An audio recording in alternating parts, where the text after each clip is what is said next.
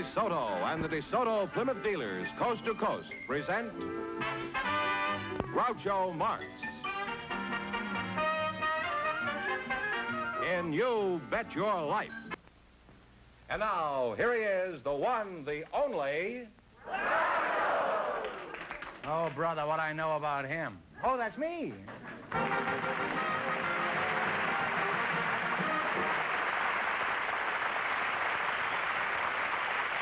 Hi, audience.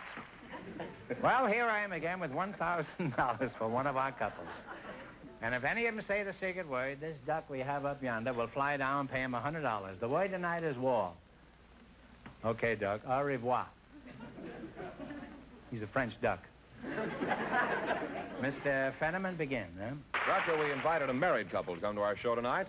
Always married couples. And if Reverend and Mrs. Carl Doss will come in, I'm sure you'll discover some pretty unusual topics of conversation. So, folks, you come in, please, and meet Groucho Marx. Welcome, welcome for the DeSoto Plymouth dealer. Say the secret word.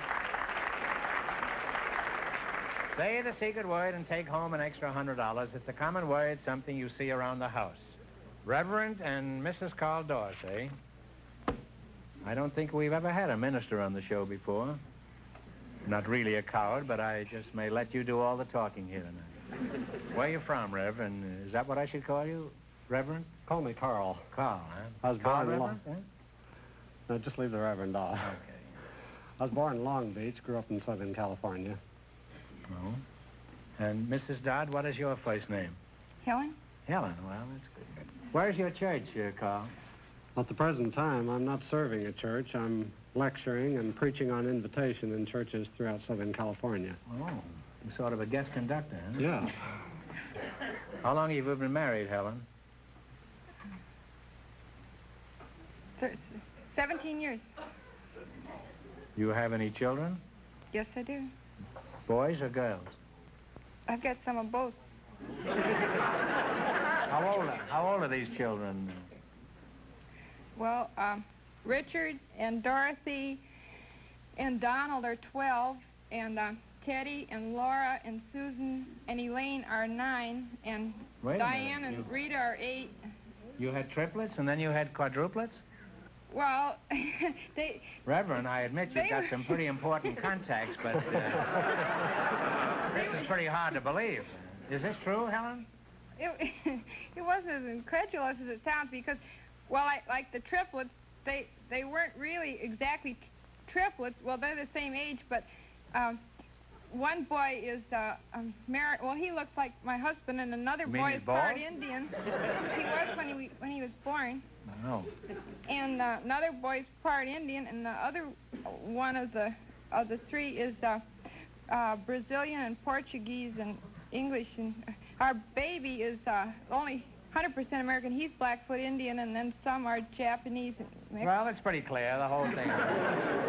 But listen, before 50,000 pediatricians go out of their minds, you'd better explain this, Carl. What is it? It's very simple. We adopted 12 children. You've adopted 12 children, and they're all of different races and nationalities?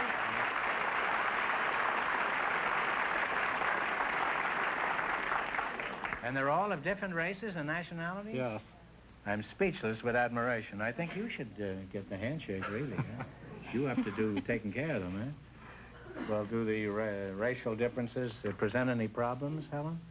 Well, the children don't really realize...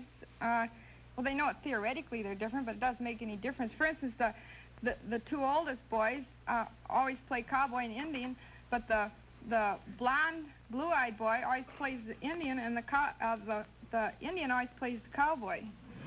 And when they must have fun chasing each other, eh? Well, that's wonderful. I'm sure there must be a story behind these youngsters, Carl. Could you tell us how all this happened? Well, when we were married, we wanted a normal family, as any couple does, and when our doctor told us we couldn't have children of our own, we thought naively, well, we'll adopt them.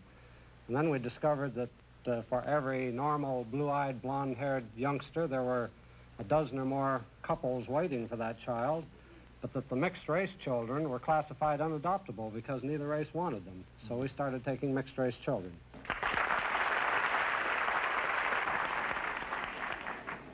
Helen, I realize running your household must be a full-time job, but do you ever get a chance to relax? Do you have any hobbies like Gardening or... I do gardening.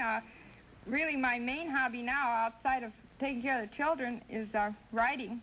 I just finished writing a book about my family. It's called The Family Nobody Wanted. McCall's had a small part of it in their September and October issues. And when is this book coming out? It came. I mean, it's come. It's the past tense of come. Well, is it on sale now in the bookstore? It's been on since September 22nd. Well, all you people could do her a big favor by going out and buy one of these copies. Yeah, it makes a good Christmas present. Yeah, it makes a wonderful Christmas present, and it's a fine plea for tolerance. Thank you. And thank you. Gosh, we're polite around here. Reverend Doss, you have a wonderful family. Now, I want to ask you one question. With the experience you've had so far, would you do the same thing all over again? We sure would, Groucho. It's been an enriching experience for us. We've discovered, for one thing, that all races are basically alike. That these differences that we call racial differences that divide men are cultural differences. They're something that's acquired after birth. That's true. And that all people are born alike. That's true. All people are born alike except Republicans and Democrats. They're as far apart as the two poles. Well, I think you've done something for your country that is rarely equaled. You've had a small League of Nations all of your own. And it's too bad that more people don't do this. You know, we send a care package away for $10 or something to Korea or something. We think we've done a wonderful job. Now, someday in the far, far distant future, Reverend, and you too, Helen, when you're both face-to-face with St. Peter, you can certainly tell him that Groucho sent you.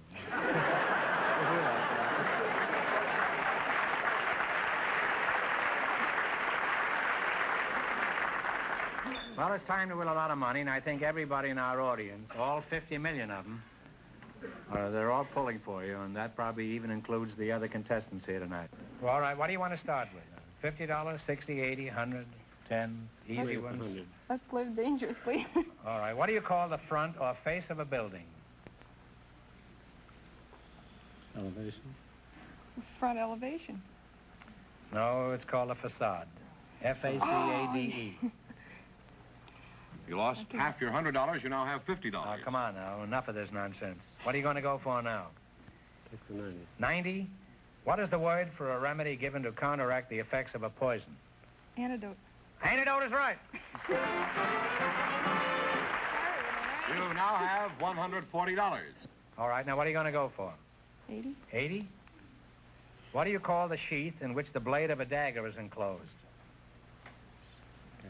Scabbard is right. You now have $220. 70. You've had 80, 90, and 100. Now you're going for 70? What do you call... 70?